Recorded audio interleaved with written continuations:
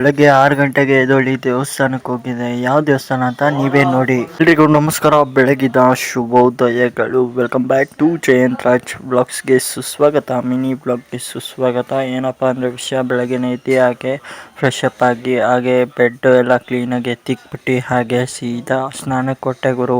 ಸ್ನಾನಕ್ಕೆ ಹೋಗಿ ಹಾಗೆ ಕ್ಲೀನಾಗಿ ಶರ್ಟ್ ಎಲ್ಲ ಹಾಕ್ಕೊಂಡು ಗಾಡಿಗೆ ಹೋಗೋಣ ಅಂತ ರೆಡಿ ಆದೆ. ದೇವಸ್ಥಾನಕ್ಕೆ ಹೋಗಿ ಪೂಜೆ ಎಲ್ಲ ಮುಗಿಸ್ಕೊಂಡು ಆಮೇಲೆ ದೋಸೆ, ನಮ್ಮಮ್ಮ ದೋಸೆ ಮಾಡಿದ್ರು, ದೋಸೆ ತಿಂದ್ಕೊಂಡು, ದೋಸೆ ಮತ್ತು ಬೇಳೆ ಸಾರು ತಿಂದ್ಕೊಂಡು ಹಾಗೆ ಡ್ಯೂಟಿ ಆನ್ ಮಾಡಿದೆ. ಡ್ಯೂಟಿ ಆನ್ ಮಾಡಿದ ತಕ್ಷಣ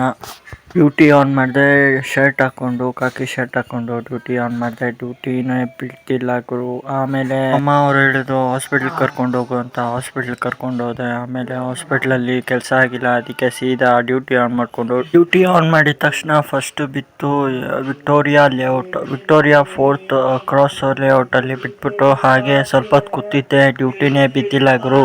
ಆಮೇಲೆ ಸ್ವಲ್ಪ ಹೊತ್ತು ಸೀದಾ ಕಬ್ಬನ್ ಪಾರ್ಕ್ ಹತ್ರ ಬಂದೆ. ಕಬ್ಬನ್ ಪಾರ್ಕ್ ಹತ್ರನೂ ಬಿದ್ದಿಲ್ಲ. ಆಮೇಲೆ ಅಲ್ಲಿ ಸ್ವಲ್ಪ ಹೊತ್ತು ಕೂತ್ಕೊಂಡು ಟೈಮ್ ಪಾಸ್ ಮಾಡಿ ಹಾಗೆ ಒಂದು ಸ್ವಲ್ಪ ಹೊತ್ತು ನಿದ್ದೆ ಬರ್ತಾಯಿತ್ತಂತ ಒಂದು ಟೀ ಕುಡ್ದು ಆಮೇಲೆ ಆ ಗ್ಲಾಸ್ನ ಬಿಸಾಕಿ ಡಸ್ಟ್ಬಿನಲ್ಲಿ ಹಾಗೆ ಸೀದಾ ವಸಂತ ನಗರ ಹತ್ರ ಬಂದೆ. ಸ್ವಲ್ಪ ಹೊತ್ತು ವಸಂತ ನಗರ ಹತ್ರ ಬಂದು ಅಲ್ಲೂ ಖಾಲಿ ಕೂತಿದ್ದೆ.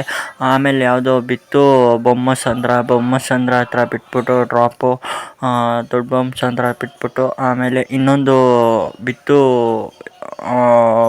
ಬಸವೇಶ್ವರ ನಗರ, ಅಲ್ಲಿ ಡ್ರಾಪ್ ಮಾಡಿಬಿಟ್ಟು ಸೀದಾ ಜಾಲಹಳ್ಳಿ ಹತ್ರ ಡ್ರಾಪ್ ಬಿಟ್ಬಿಟ್ಟು ಸೀದಾ ನೆಕ್ಸ್ಟ್ ಬಿತ್ತು Peenya second stage metro station ಹತ್ರ ಬಿತ್ತು.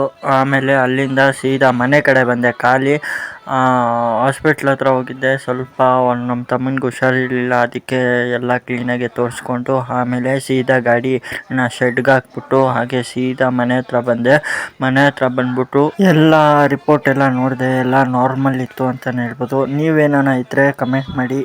2,000 ರೂಪಾಯಿ ಖರ್ಚಾಯಿತು. ಆಮೇಲೆ ಹಾಸ್ಪಿಟ್ಲಿಗೆ 2,000 ರೂಪಾಯಿ ಖರ್ಚಾಯಿತು. ಎಲ್ಲ ಕ್ಲೀನಾಗಿ ರಿಪೋರ್ಟ್ ಎಲ್ಲ ನೋಡಿದೆ, ಎಲ್ಲ ರೆಡಿಯಾಗಿತ್ತು ಅಂತಲೇ ಹೇಳ್ಬೋದು. ಅಷ್ಟೇ ಇವತ್ತಿನ ಬ್ಲಾಗು, ಮತ್ತೆ ನಾಳೆ ಸಿಗೋಣ.